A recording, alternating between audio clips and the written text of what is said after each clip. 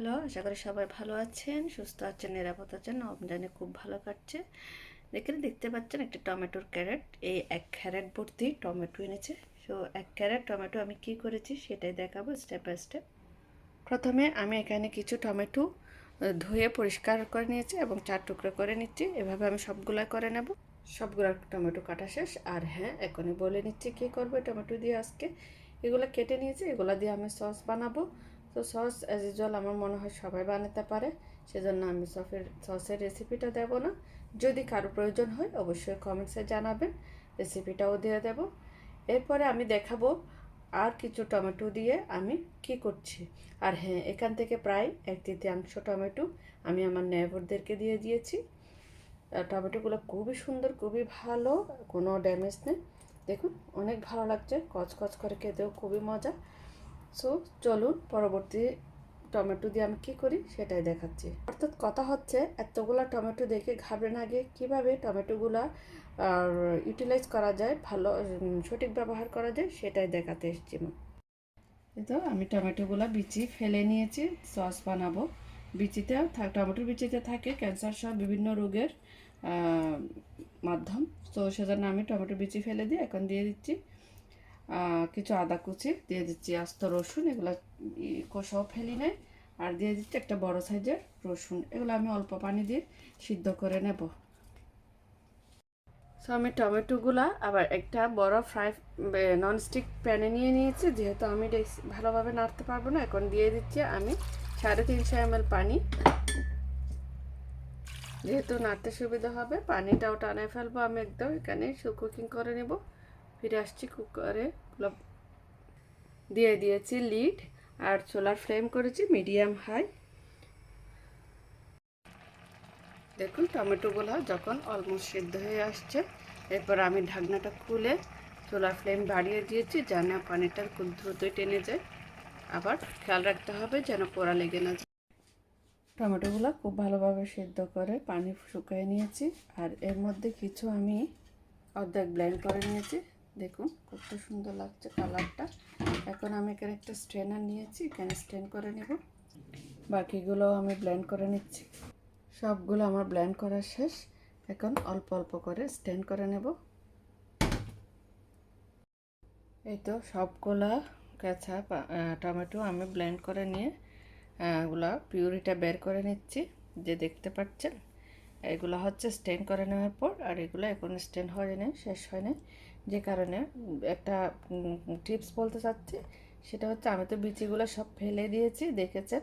সেই সাথে যদি সিদ্ধ হওয়ার পর রসুন, আদা এবং টমেটোর স্কিনগুলো যদি ফেলে দিতাম তাহলে স্টেন করতে আরও ইজি হয়ে যেত। এখন স্কিনগুলো থাকাতে ব্ল্যান্ড হয়ে মিহি হয়ে গেছে, বাট এগুলা লেগে যাওয়ার কারণে এটার থেকে স্টেন করতে একটু কষ্টও হচ্ছে, সময় সাপেক্ষও হচ্ছে।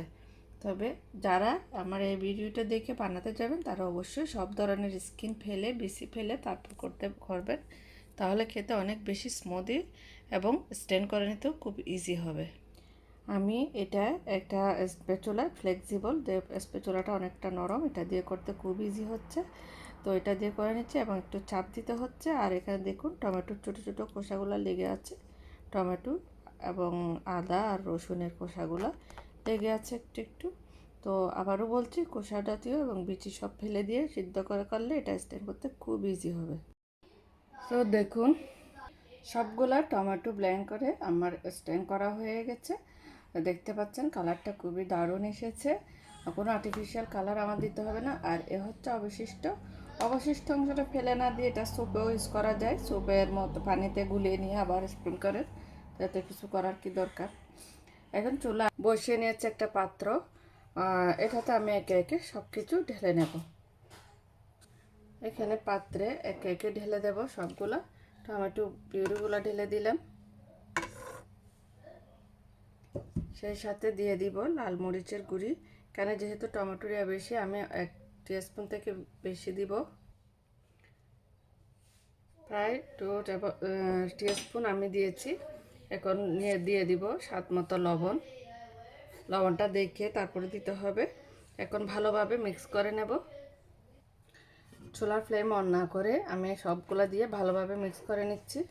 এখানে লবণ আর গুঁড়ি লাল মরিচের গুঁড়ি। আর আমি সিদ্ধ করার সময় যেহেতু কোনো রকমের মরিচ দিই নাই, তাই আমি এখন একটু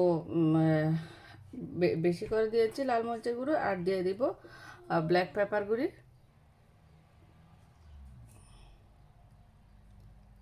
এই স্পুনে আমি 1 স্পুন দিয়েছি ব্ল্যাক পেপার গুঁড়ি, তারপরে দিচ্ছি হাফ টি স্পুন জিরা গুঁড়ি, মিক্স জিরা গুঁড়ি, সামান্য পরিমাণ এলাচের গুঁড়ি। আমি এগুলো গোটা দিনে কোনো কিছু, তাই পাউডার করে দিয়েছি। এখন সব কিছু ভালোভাবে মিক্স করে নিব। ভালোভাবে মিক্স করে আমি চুলাটা অন করে দিয়েছি। এখানে মিডিয়াম টু লো হিটে আমি এটা কিছুক্ষণ জাল করব। 2 মিনিট জাল হওয়ার পর দিয়ে দিচ্ছি 1/4 কাপ থেকেও কম ভিনেগার। খুব ভালোভাবে ভিনেগারটা মিক্স করে নিয়ে আমি এখন ব্লক আসা পর্যন্ত অপেক্ষা করব, আর মাঝে মাঝে নাড়তে থাকবো। তো দেখুন আস্তে আস্তে কীভাবে ফুটতেছে, ব্লক উঠছে। তো এটা কিন্তু একটু দূরে থাকতে হয়, কারণ ফুটে ছিটে পড়ার সম্ভাবনা আছে।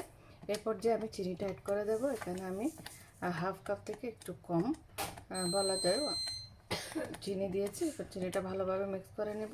চিনি আর মরিচ এই দুইটা আপনার যার যার টেস্টের কনসিস্টেন্সি অনুযায়ী দিতে হবে।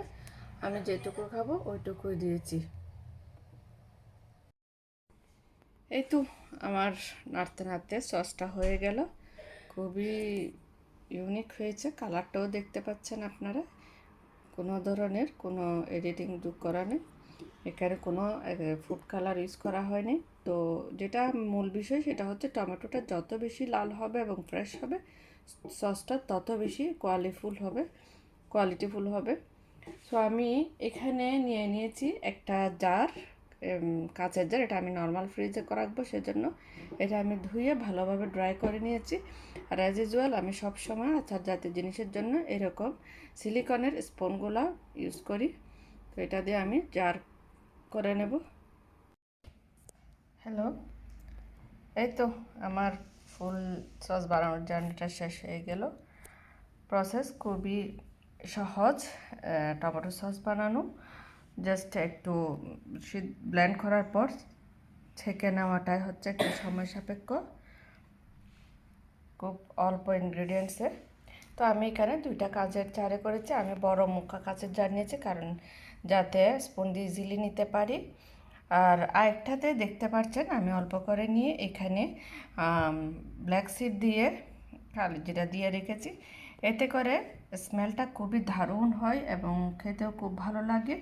যে কোনো ঝাল কোনো কিছুর সাথে, পাকোড়া, সমোসা, সিঙ্গারা, পেঁয়াজি যাই বলি না কেন, অন্যরকম একটা ফ্লেভার আসে এইটা দিয়ে খেতে। যারা এখনও পর্যন্ত ট্রাই করেননি অবশ্যই ব্ল্যাক সিড দিয়ে ট্রাই করে দেখবেন। আর আমি সব সময় এভাবে আলাদা করে অল্পতে করে নিয়ে রাখি, কারণ আমার বাচ্চা ব্ল্যাক সিড খেতে পারে না, তাই তার জন্য আলাদা করতে হয়। তো এই তো, যাদের ভালো লাগবে অবশ্যই লাইক কমেন্ট শেয়ার করবেন। ভিডিওটা অবশ্যই এড়িয়ে যাবেন না, দেখে যাবেন। আর আমার চ্যানেল রুট কিংটা এখনও পর্যন্ত যারা সাবস্ক্রাইব করেননি অবশ্যই সাবস্ক্রাইব করে পাশে থাকবেন। ভালো থাকবেন, সুস্থ থাকবেন। আল্লাহ হাফেজ।